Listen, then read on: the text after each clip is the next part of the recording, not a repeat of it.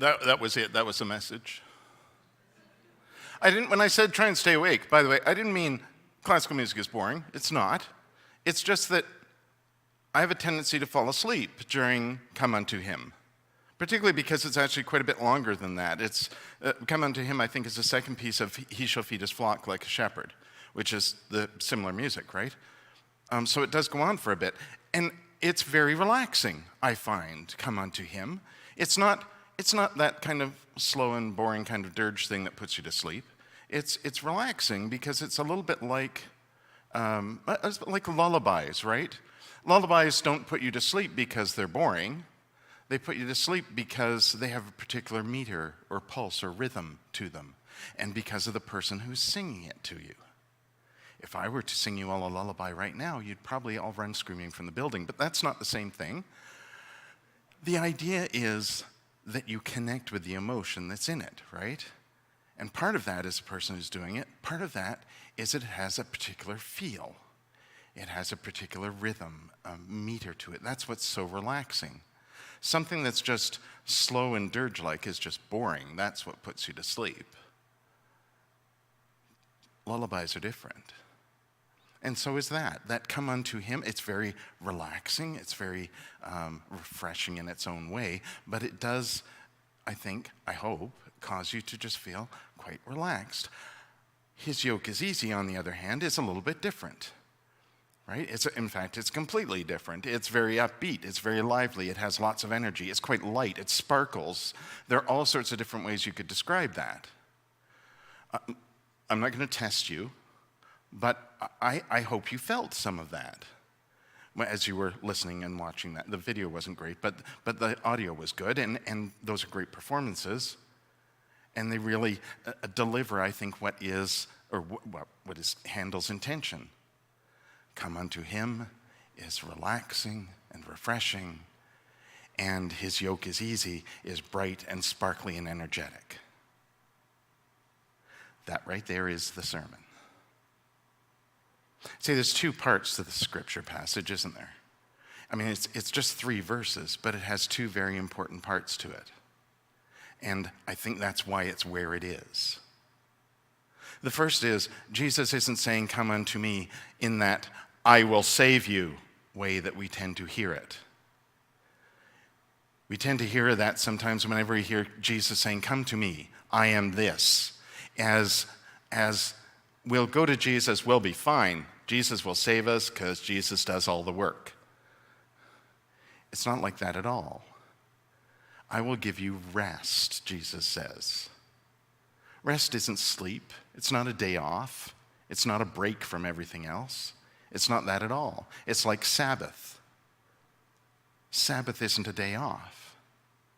Sabbath is a day away from the regular work of the week so that you can spend a moment with your relationship with God. Hopefully more than a moment. That's why it's restful. It builds the energy in you. It refreshes you. Taking a day off, that doesn't necessarily do it. How many people go away on their vacations during the summer and come back exhausted? I only saw one hand, thank you, Graham, but there should have been more. Because we do that. We just do something different. It's equally exhausting as work. We just do something different. That's not the same thing. It's its own kind of work. Yes, but the point of taking a Sabbath or a rest with Jesus or with God is that it's about refreshing and rejuvenating our spirit. That's the point. That's the kind of rest that Jesus is inviting us to. And there's a reason why Jesus is inviting us to that kind of rest. Take my yoke upon you. There's work to be done. The thing about this is we tend to think particularly with our 21st century heads, and I'm not a farmer, so I had to look this up. But we tend to think of yoke as that thing that goes around your neck so that you can carry heavy stuff. It makes work. We tend to, even the expression yoke of oppression, right? and it's an individual thing that we carry. Except, in Jesus' day in the Middle East, there were no single yokes. The point of the yoke was for you to be connected to someone else, something else, that will help you carry the load. It already acknowledges that you have a load, a burden to carry. Now you have a partner to help you. And that partner is Jesus. So when Jesus talks about his burden, learn from me, he's talking about living lives of love and grace and compassion, as we always talk about. That's what we learn from Jesus. We learn that the divine spirit that is in Jesus is in us too, and that we are also flesh in the world. We are part of the earth. Our default setting is good. We are already full of love and grace and compassion. It's how we live it out that becomes problematic for us. And that's what Jesus teaches us, is how to do that. And it's important to remember that Jesus isn't saying, you go and do, you're on your own. Nor did he say that to the disciples 30 verses ago. You're not on your own, because Jesus goes with you. That's the point of being yoked to. That is such a negative sounding way of saying it, but that is the point of being yoked to Jesus. You have a partner already. So when we go into the world, and how often do we say this? Jesus walks with us. By the way, you're going to say that again in about 15 minutes, hopefully less. But we use that kind of imagery all the time. And then we come to this passage and we go, we're taking on this great burden of being Jesus. First of all, it's not a great burden of being Jesus. Love, grace, and compassion are your default setting. You are good. Don't let anyone tell you otherwise. We might live lives of sin. We might have experiences in our lives that lead us in a different direction.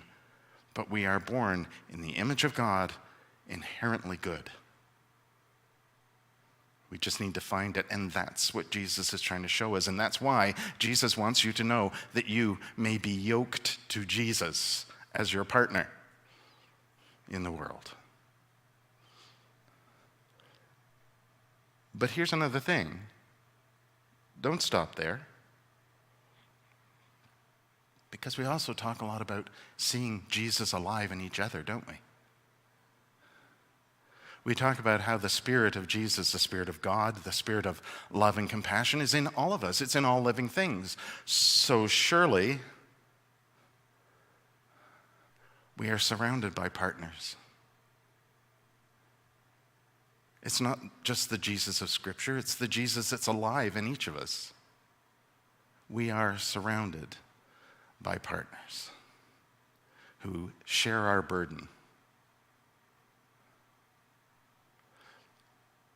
We often try really hard not to do that. And here we are in a world today where many people are not only grieving, many people have mental health issues, many people are struggling with burdens we cannot even imagine ourselves. And there's only one way to find that out, isn't there? Talk to them. If you've heard me even once before, you've undoubtedly heard me say, I don't think all of the stories of Jesus are these like little 2-minute experiences that people have where he smacks them on the head, says you're healed, go away. I think those things lasted all day. And the first thing Jesus did was sit down and say, tell me your story. How are you? What's happening in your life? And eventually that comes to Jesus saying, how may I help you? You can do that too. You can. That's how we all share in that yoke. We all share in that burden. This isn't just one of those moments where we say, oh, Jesus invites to, well, Jesus will save us. It's one of those moments where Jesus says, no, we're all in this together. We're all in this together.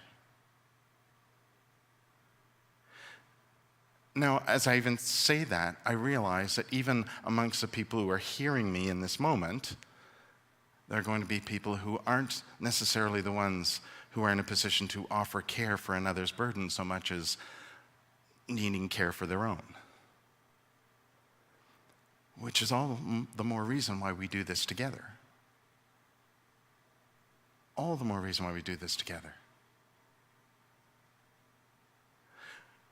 At a time when we've started to call these things now services that we are in fact unable to provide in many cases, we even more need person-to-person connections. We do. We had a workshop a little while back in Bashaw on a Saturday where Rick Berg, who's an expert, that's such a terrible word to use in this context, but in pastoral care, and he came and did a workshop about grief. And one of the things he talked about was that he had this idea for something that he called grief friends. And the way it works is that when you are grieving, you need someone, at least one. I think he's had 4 or 3 himself, because he talked about his own experience of this. And what you need is not a therapist, a psychiatrist or a psychologist, not an expert in the services. What you needed was simply someone who would provide you with the consistency of something you needed, whether that was to simply get you out of the house every week, whether it was get you involved in activities, just listen to you talk. You just needed somebody. And so he talked a little bit about his own grief and about the people who helped him through that. And his idea is that every community should have that. We should have grief friends, where you can be that for someone else. Why would we limit that just to grief? Why wouldn't we say we need that kind of thing for people who have mental health issues? Why wouldn't we say that we need that for people who are struggling with any other burden in their life? Essentially what he's saying is people need a Jesus. You don't have to call it that. But that's what we need. We need a partner to help us carry the burden. It's unfortunate in many ways that we still use that language of yoke, because we tend to see it as something that is a hard wooden thing that connects us in a way that is unbreakable. And its purpose is to help us just carry stuff. But however you want to describe that connection, it's powerful, and it's real, and it's important. Not just that we find ourselves spiritually connected to Jesus, but that we find ourselves connected to Jesus in each other in the real world.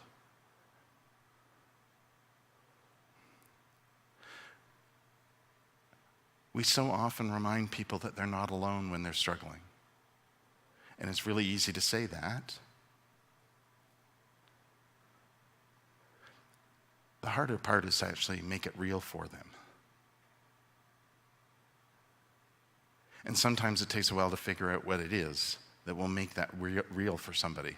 But there's only one way to find out, isn't there? Sit down with them, talk to them, find out more. To me, that sounds like being Jesus. Even before you get to the point of, what can I do for you? You're being Jesus just by hearing this story, by letting them tell their story. I'm just going to repeat something, by the way, that a professional, Rick Berg, a professional kept saying repeatedly through that entire workshop. You don't need to be a professional to do this. You don't. I'm just going to add my own bit to that, which is all you need to be is Jesus. And that Jesus is already in you. To have grace and compassion for others, to find empathy. This is why the yoke is easy and the burden is light. First of all, because you're sharing it. And secondly, because you've had rest and are inspired and uplifted imagine how different you are making someone's life by sharing the load with them. Imagine how different your life is because someone is sharing your burden. The process isn't easy.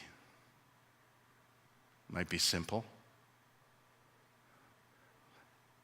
But love, grace, compassion, all of those things that Jesus shows us that we read about in the stories can be alive because the Jesus of Scripture is alive in you.